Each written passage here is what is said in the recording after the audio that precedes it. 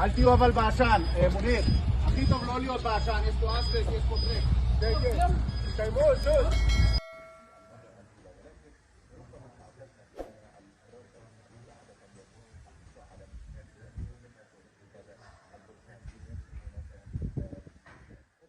السلام عليكم ورحمة الله.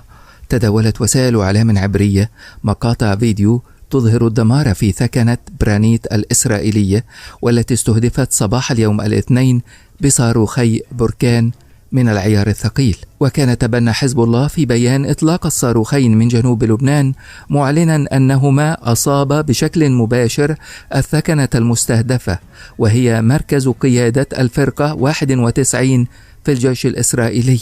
إلى ذلك تتعرض في هذه الأثناء الكثير من البلدات في الجنوب اللبناني إلى قصف مدفعي إسرائيلي مستهدفا المنازل السكنية المأهولة بما فيها منزل النائب في حركة أمل قبلان في منطقة الجبل ببلدة ميس الجبل. وكان القصف الذي بدأ منذ ساعات الصباح الأولى طال العديد من أطراف القرى وحتى المنازل داخل القرى الأمامية في منطقة الحافة اللبنانية مع فلسطين المحتلة، حيث طال بلدات الضهيرة. كما تعرض القطاع الأوسط إلى قصف إسرائيلي عنيف ومتقطع طال بلدة القليعة وسهل الخيام، ويتجدد القصف في هذه الأثناء في بعض المناطق في حولة ومركبة، وهو القصف الذي لم يتوقف باتجاهها منذ البارحة.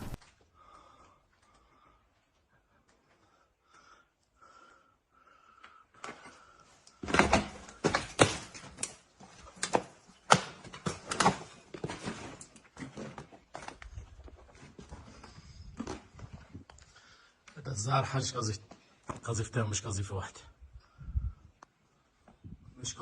حاج.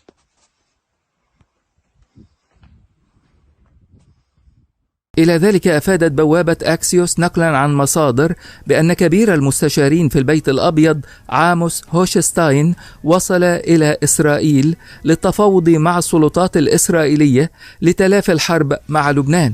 وقال مسؤول إسرائيلي للبوابة إن هوشستاين وصل إلى تل أبيب بعد يوم آخر من الاشتباكات المتصاعدة بين حزب الله اللبناني والقوات الإسرائيلية على الحدود. قالت وزارة التربية والتعليم في قطاع غزة إن أكثر من 5000 طفل بينهم ما يزيد على 3000 طالب استشهدوا منذ بدء عدوان الاحتلال الإسرائيلي على القطاع في 7 من تشرين أول أكتوبر الماضي. وأعلن المكتب الإعلامي الحكومي ارتفاع عدد الشهداء جراء العدوان الإسرائيلي على القطاع إلى أكثر من 13,000 شهيد، من بينهم أكثر من 5500 طفل و3500 امرأة.